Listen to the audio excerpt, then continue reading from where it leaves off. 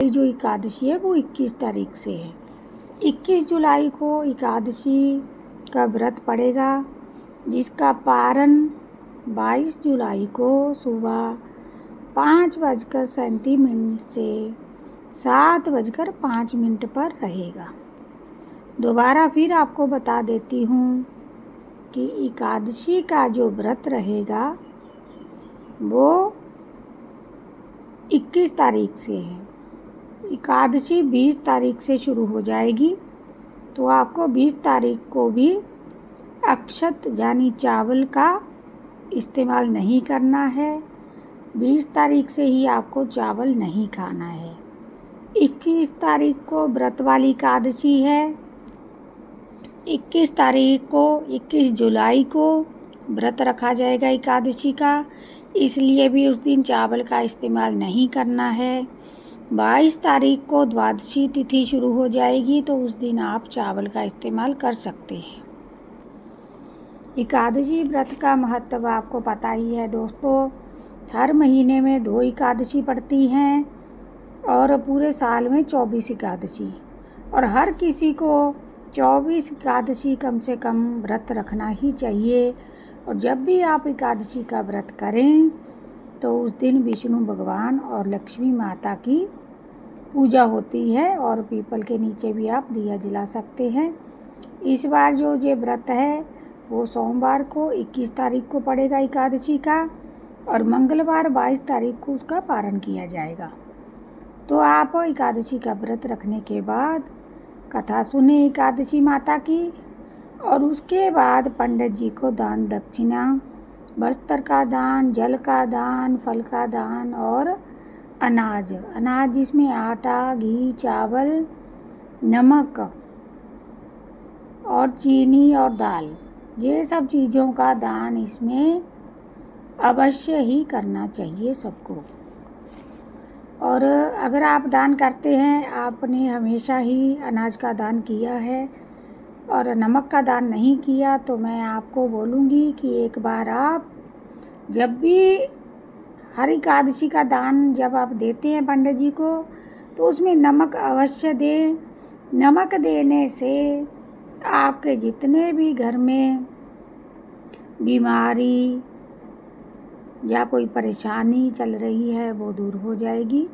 सो आप नमक का दान अवश्य दें, ताकि आपके घर से जो भी बीमारी शुमारी है सब निकल जाए। नमक का दान बहुत ही शुभ माना जाता है, सो आप इसका दान अवश्य कीजिए। तो चलिए आज की कथा शुरू करते हैं। जय श्री कृष्ण भगवान की जय।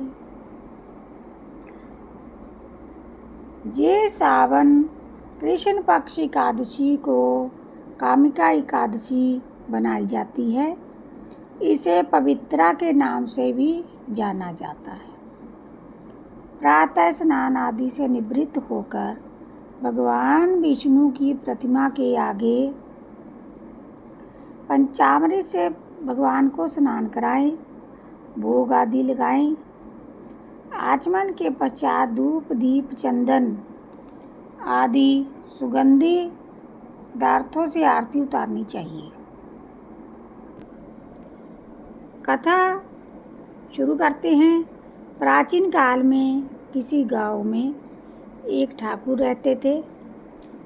क्रोधी ठाकुर की एक ब्राह्मण से भिड़ंत हो गई। जो ठाकुर रहते थे वो बहुत ज़्यादा क्रोध करते थे। एक बार उनको बहुत क्रोध आया तो उनकी एक ब्राह्मण से भिड़ंत हो गई। परिणाम स्वरूप क्या हुआ कि वो ब्राह्मण उनके हाथ से मारे गए। इस पर उन्होंने उसकी तेरवी करनी चाहिए, क्योंकि हम सबको पता है कि ब्राह्मण हत्या का जो पाप है वो बहुत बड़ा होता है। अगर किसी से हो, ब्राह्मण हत्या जो है महापाप है, उसका निवारण अवश्य ही करना चाहिए।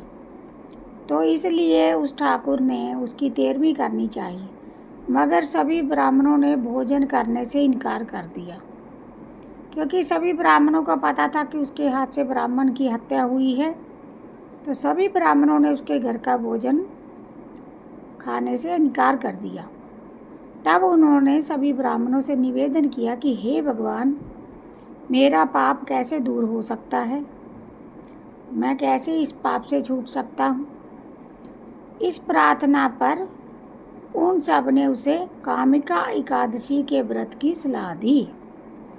जो एकादशी इस बार पड़ रही है सावन में, उसका नाम है कामिका एकादशी। वो आपको ब्रह्म हत्या से भी मुक्त करा देगी अगर आप उसका व्रत करते हो। तो उस ठाकुर को भी पंडितों ने कामिका एकादशी के व्रत की सलाह दी ताकि वो इस महापाप से छूट जाए। ठाकुर ने कामिका एकादशी का व्रत किया। रात्रि में भगवान की मूर्ति के पास जब वह शयन कर रहा था, तभी एक स्वप्न आया उसको। स्वप्न में भगवान ने कहा, हे ठाकुर, तेरा पाप अब दूर हो गया है, अब तू ब्राह्मण की तेरवी कर सकता है। तेरे घर पर सूतक जो लगा हुआ था वो नष्ट हो गया है। ये सुनकर ठाकुर बहुत प्रसन्न हुआ और उसने ब्राह्मण की तेरवी का जो फैसला था वो सुबह उसका सारा कार्य शुरू किया। तो जो ब्राह्मण थे मना कर रहे थे खाना खाने के लिए, वो भी सब आ गए, क्योंकि वो समझ चुके थे कि इसने कामिका एकादशी का व्रत किया है, तो अब ये पाप मुक्त हो गया है।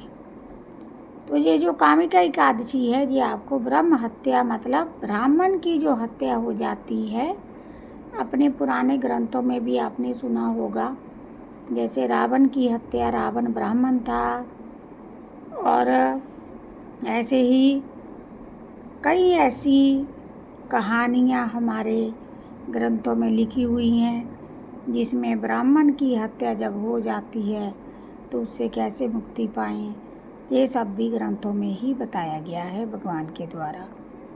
तो जब हम ये कामिका एकादशी का व्रत कर लेते हैं, हम तो ब्रह्म हत्या नहीं कर रहे, फिर भी जैसे छोटे मोटे पाप हमसे सबसे हो जाते हैं, उनका भी निवारण हमें करना चाहिए, नहीं तो हमारे पाप का जो बोझ है धीरे धीरे गठरी वो बढ़ती जाएगी। उसी पाप की गठरी से छुटकारा पाने के लिए हमें हर महीने पड़ने वाली एकादशी का व्रत अवश्य करना चाहिए। और जितने भी हमसे छोटे मोटे रोज़ के पाप होते हैं, उनसे हम निवारण पा सकते हैं।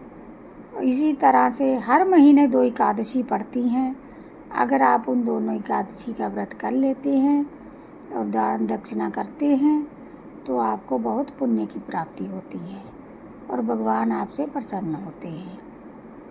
तो इस बार एकादशी का व्रत, कामिका एकादशी का व्रत सोमवार के दिन आप करें और मंगलवार को 5:07 से 7 बजे तक उसका आप पारण कर सकते हैं। और पारण भी अवश्य करना चाहिए। पारण किए बगैर आपको आपके व्रत का पूर्ण फल नहीं मिलेगा। पारण करने के लिए आप गंगा जल का उपयोग कर सकते हैं। उसमें तुलसी पत्र डाल के आपको जल का ग्रहण करना है, उससे भी आपका पारण हो सकता है। या फिर आप मंदिर जाए, वहाँ से आप पंडित जी से भोग प्रसाद लेके उससे भी पारण कर सकते हैं। तो आज के लिए इतना ही। सभी को अगर हमारी कथा अच्छी लगी हो, हमारे चैनल को सब्सक्राइब कर लीजिए। हर एकादशी की कथा आपको हमारे चैनल पर मिलेगी और आप सभी का बहुत सहयोग चाहिए हमें।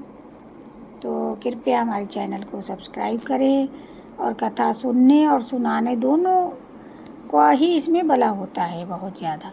अगर आप कथा सुन रहे हैं, आपने व्रत नहीं भी किया, तो भी आप कथा सुनकर उसका फल प्राप्त कर सकते हैं और कथा सुनाने वाले को भी उसका फल मिलता है।